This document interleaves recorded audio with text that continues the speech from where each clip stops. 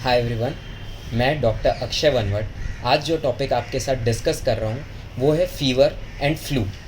तो सबसे पहले इस कुछ दिनों से हमने ये देखा है कि फ़ीवर के केसेस बहुत ज़्यादा बढ़ रहे हैं। बहुत सारे बच्चे ये कंप्लेन के साथ आ रहे हैं कि उन्हें 3 या 4 दिन से कंटिन्यूस फ़ीवर आ रहा है। अब इस मौसम में बहुत ज़्यादा वायरल इन्फेक्शन कॉमनली बढ़ रहे हैं, स्पेशली H3N2, इन्फ्लुएंज़ा, जिसे फ्लू इन्फेक्शन भी बोलते हैं, एडिनोवायरल इन्फेक्शन, ये सब वायरल इन्फेक्शंस है। सबसे पहले हम जानते हैं फ़ीवर क्या होता है। फ़ीवर होता है हमारी बॉडी का टेम्परेचर बढ़ जाना और इसके कारण बॉडी गर्म लगने लगती है, इसे फ़ीवर कहते हैं। फ़ीवर क्यों आता है? फ़ीवर इसलिए आता है जब कोई इन्फेक्शन हमारे शरीर के अंदर जाता है, कोई भी वायरस या बैक्टीरिया, तो हमारा शरीर उन इन्फेक्शन से लड़ने की कोशिश करता है। और ये बॉडी का एक खुद का मैकेनिज़्म, खुद का एक तरीका होता है कि अपनी बॉडी के तापमान को बढ़ाकर वो उस इन्फेक्शन से फ़ाइट करे, उस इन्फेक्शन को ख़त्म करे बॉडी से। इसलिए हमें फ़ीवर आता है, हमारा टेम्परेचर बढ़ जाता है। तो फ़ीवर क्या कोई दिक्कत है? नहीं, फ़ीवर एक तरह का बॉडी का ही मैकेनिज़्म है। और फ़ीवर अगर आ रहा है तो ये एक अच्छी चीज़ है कि हमारी बॉडी की इम्यूनिटी या शरीर में लड़ने की कैपेसिटी इन वायरसेस और बैक्टीरिया से अच्छी है, और इसलिए हमें फ़ीवर आ रहा है। अब फ़ीवर जब भी आता है इसका कारण क्या होता है? बैक्टीरियल इन्फेक्शन हो सकते हैं, वायरल इन्फेक्शंस हो सकते हैं जो अभी बहुत ज़्यादा चल रहे हैं, जैसे कि H3N2, इन्फ्लुएंज़ा, एडिनोवायरस। इसके अलावा कई बार डिहाइड्रेशन फ़ीवर आता है, मतलब शरीर में पानी की कमी से होने वाला फ़ीवर। कई बार फ़ीवर इसलिए आता है क्योंकि हम बहुत ज़्यादा एक्सरसाइज, विगरस एक्टिविटी, बहुत तेज़ भाग दौड़ कर लेते हैं, इसलिए फ़ीवर आता है। तो और भी कई इन्फेक्शन हैं जिनके कारण फ़ीवर आता है। अब अगर फ़ीवर आ रहा है तो ये सारे कारण हो सकते हैं, इसलिए हमें सबसे पहले देखना है कि फ़ीवर में बाकी जगह कैसी है, बाकी बॉडी ऑर्गन्स कैसे हैं। जैसे कि सबसे पहले हमें तापमान देखना है, उसके बाद कहीं आँख से कोई डिस्चार्ज, कोई पानी, कोई और कुछ निकल तो नहीं रहा है, कहीं आँखें लाल तो नहीं है। कान चेक करना है, कहीं कान से पस तो नहीं आ रहा है। नाक चेक करना है, कहीं नाक में कोई फुंसी या कुछ तो नहीं हो गया है।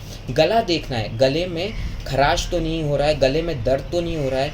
अंदर टॉन्सिल्स रहते हैं, वो कई बार बढ़ जाते हैं, उनमें सूजन आ जाती है, वो लाल हो जाते हैं। कहीं टॉन्सिलाइटिस तो नहीं हो गया, टॉन्सिल्स बढ़ तो नहीं गए हैं, अंदर कोई फोड़ी फुंसियाँ तो नहीं हो गई है। दांत में इन्फेक्शन हो सकता है, इससे भी फ़ीवर आ सकता है। और क्या हो सकता है? गले पे कई बार सूजन आ जाती है, हमेशा चेक करें कि यहाँ कोई लिम्फ नोड बढ़े हुए तो नहीं है।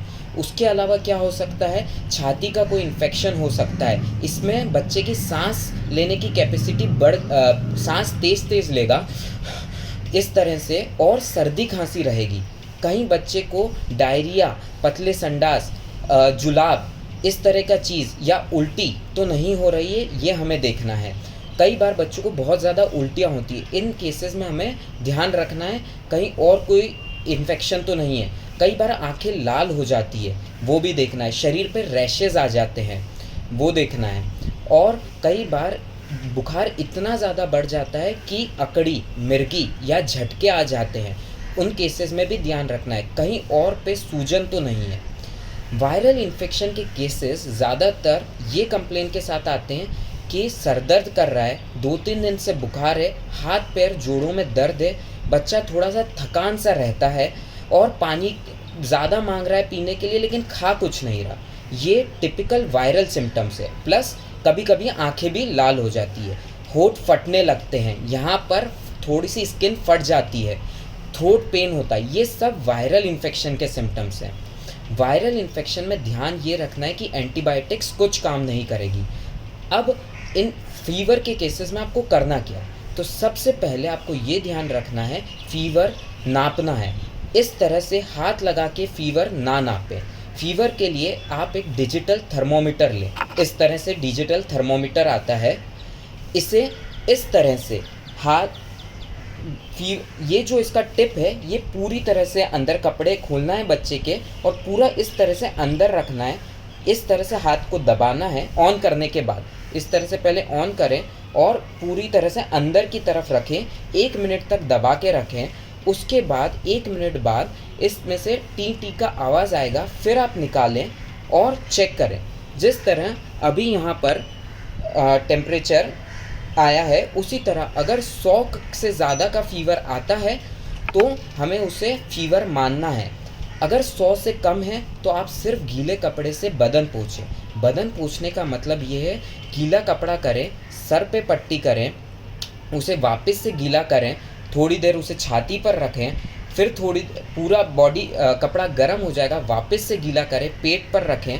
इस तरह से पूरा शरीर साफ करें, सर की पट्टी, छाती पे, पेट पे, हर जगह से ताप को आप उस कपड़े में खींचें।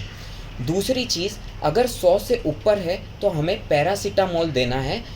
अब अगर 100 से कम है तो हमें सिर्फ गीले कपड़े से बदन पोंछना है। और कई बार हम गलत ये कर देते हैं कि बच्चे को बुखार रहते हुए हम उसे कंबल ओढ़ा देते हैं, और ऐसा करने से बच्चे का तापमान और बढ़ेगा। तो हमें ध्यान रखना है कि कंबल नहीं ओढ़ाना है।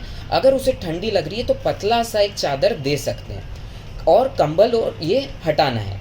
अब आती है पैरासीटामोल की बात। तो बुखार में हम पैरासीटामोल देते हैं।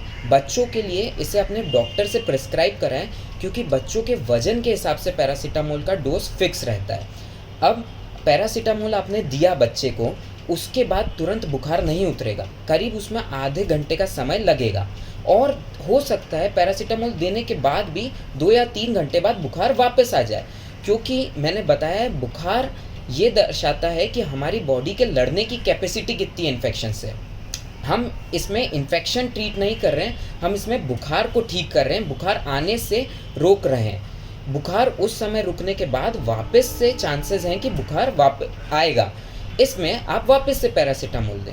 आप पैरासीटामोल 4 घंटे में रिपीट कर सकते हैं, बट ध्यान रखें उससे जल्दी जल्दी रिपीट ना करें, बिकॉज ऐसे केस में पैरासीटामोल हमारे दूसरे ऑर्गन्स पर इफ़ेक्ट करता है, जैसे कि लिवर, और ज़्यादा दवाई देने से भी उसका हानि हो सकती है। अगर बुखार बहुत ज़्यादा है या 3 से 4 दिन के बाद भी रह रहा है तो आप इसमें डॉक्टर को दिखाएं। इसके बाद हमें ये ध्यान रखना है कि हर बुखार का इलाज एंटीबायोटिक से नहीं होता है। कई बार एंटीबायोटिक वायरल इन्फेक्शन में वर्क ही नहीं करेगी और एंटीबायोटिक उल्टा नुकसान करेगी हमारी बॉडी को। अब ध्यान क्या रखना है, एंटीबायोटिक अगर हमने डॉक्टर के प्रिस्क्रिप्शन के बाद शुरू करा है तो आप उसे उसके पूरे डोज में पूरे कंप्लीट डेज के लिए लें। मतलब डोज कम नहीं होना चाहिए। अगर डॉक्टर ने आधी गोली बोला है तो ऐसा नहीं कि हम 1/4 ही दवाई दें, या 1 गोली बोला है तो हम आधा ही दें। और अगर 7 दिन के लिए बोला है तो आपको 7 दिन ही दवाई लेनी है। ऐसा नहीं कि 3 दिन में बुखार कम हो गया तो हम दवाई बंद कर दें, ये बिल्कुल नहीं करना है। ऐसे करने से एंटीबायोटिक रेजिस्टेंस होता है, और नेक्स्ट टाइम जब हमें इन दवाइयों की ज़रूरत होगी ये दवाई हमारे शरीर पर काम ही नहीं करेगी। तो ये बातें हमें बहुत ध्यान रखती हैं। अगर बुखार 4-5 दिन से ज़्यादा का है तो आप डॉक्टर के पास जाएं, वो ब्लड इन्वेस्टिगेशन करेंगे, चेस्ट एक्सरे करेंगे, और अगर उन्हें ज़रूरत पड़ी तो और दवाइयाँ उस तरह से ऐड करेंगे। फ्लू इन्फेक्शन के लिए कई बार एंटी फ्लू दवाइयाँ भी आती हैं, बट वो भी डॉक्टर प्रिस्क्राइब करें तभी लें। अब जो हमें बुखार में बेसिक डाउट्स हैं वो मैं आपके क्लियर कर दूं। सबसे पहले हम कई बार ये गलती करते हैं कि तापमान इस तरह से हाथ रख के नापते हैं, गर्म लग रहा है। ये नहीं करना है, थर्मोमीटर लेना है, थर्मोमीटर से ही नापना है। दूसरी चीज़, दवाई लेने पर बुखार उतर जाता है लेकिन वापस से चढ़ जाता है। इसका कारण मैं आपको समझा चुका हूँ। बुखार की दवाई बुखार को कम करेगी, इन्फेक्शन को ख़त्म नहीं कर रही है, इसलिए बुखार की दवाई का असर ख़त्म होने के बाद बुखार वापस आएगा। थर्ड थिंग, हम उसे मोटे मोटे कपड़े उड़ा देते हैं बुखार में, ये नहीं करना है। कई बार हमें लगता है बुखार जितना हाई जाएगा उतनी ही सीरियस इशू है, ऐसा नहीं है। बुखार कितना भी हाई हो, अगर बच्चा सुस्त नहीं है, एक्टिव है, तो हमें ज़्यादा घबराने की ज़रूरत नहीं है। पानी उसे ज़्यादा से ज़्यादा पिलाते रहना है। पानी जितना देंगे उतनी जल्दी बुखार ठीक होने के चांसेस हैं। अगर इसके अलावा हमें ध्यान ये रखना है कि हम कई बार डाउट में रहते हैं कि बुखार वापस क्यों चढ़ा दवाई देने के बाद भी। तो बुखार बॉडी की इम्यूनिटी बता रहा है बुखार वापस चढ़ सकता है। बच्चा आपका अच्छा है, इसलिए शरीर उसका लड़ रहा है इस बुखार से, ठीक है। अब ध्यान ये रखें कि 4-5 दिन से ज़्यादा के बुखार को ज़रूर डॉक्टर को दिखाएं। घर पे इतना ट्रीटमेंट ना दें कि 3 से 4 दिन भी हो गए और आप अभी तक डॉक्टर के पास नहीं गए। तो ये चीज़ें ध्यान रखनी है।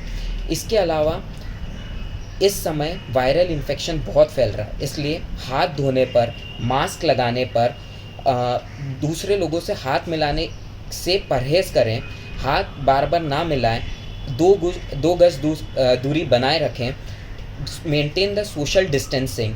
जो हमने कोविड के समय पे सैनिटाइज़र का यूज़, मास्क का यूज़, हाथ धोना, ये सब सीखा है, ये सब हमें वापस से अपनी प्रैक्टिस में लाना पड़ेगा, तभी पॉसिबल है कि हम इस फ्लू इन्फेक्शन से बच पाएँ।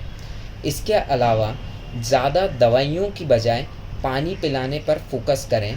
ये फ्लू इन्फेक्शन 2 या 4 दिन में अपने आप ठीक होगा, इसलिए ध्यान रखें, ज़्यादा दवाइयाँ नहीं, प्रॉपर ट्रीटमेंट ज़रूरी है। और एक और चीज़ जो मैंने लास्ट वाले वीडियो में बताई थी, फ्लू इन्फेक्शन के लिए फ्लू वैक्सीन आती है, वो इस साल का फ्लू वैक्सीन ज़रूर लगवाएं और फ्लू वायरस से बचें। Thank you. If you like the video, please like, share and subscribe. Thank you. Bye bye.